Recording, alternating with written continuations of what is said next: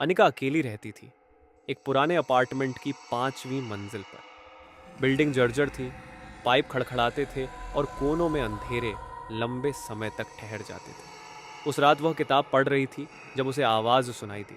ठक ठक ठक। आवाज दरवाजे या खिड़की से नहीं आई थी, वह आई थी आईने से। अनिका ठिठक गई। उसका प्रतिबिंब उसी की तरह देख रहा था। कुछ पल चुप्पी रही, फिर उसने जबरदस्ती हंसकर कहा, मेरा वहम होगा। अगली रातें और डरावनी होती गईं। जब भी अनिका आईने के सामने से गुजरती, उसे लगता कोई देख रहा है। कभी प्रतिबिंब उसकी हरकत से एक पल पीछे रह जाता, तो कभी अपनी मर्जी से पलके झपकाता। तीसरी रात उसने आईने को चादर से ढक दिया। सोचा सब खत्म हो जाएगा, लेकिन आधी रात को दस्तक फिर शुरू हुई, और इस बार गुस्से में।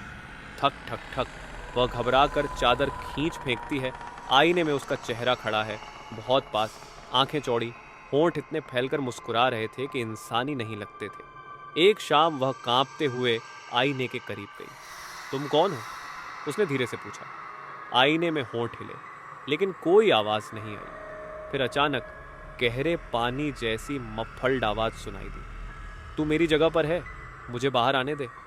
अनिका का दिल थम गया। उसका प्रतिबिंब अब उसकी नकल नहीं कर रहा था, वह बस खड़ा था और इंतजार कर रहा था। उस रात आईना बुरी तरह हिलने लगा, उस पर दरारें फैल गईं। दूसरी ओर का चेहरा जोर जोर से मुक्के मार रहा था, मुंह खोले लेकिन चीख सुनाई नहीं दे रही थी। अचानक आईना बाहर की ओर फट गया, कांच के टुकड़े चारों ओर बिखर गए। अनिका चीख उठी, क्योंकि वह अपनी जगह पर खड़ी नहीं थी।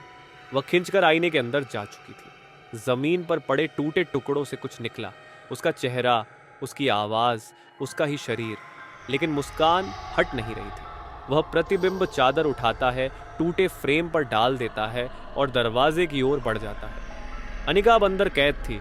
वह शीशे को ठोकती, चीखती, लेकिन उसकी आवाज अब बस सरगोशी थी।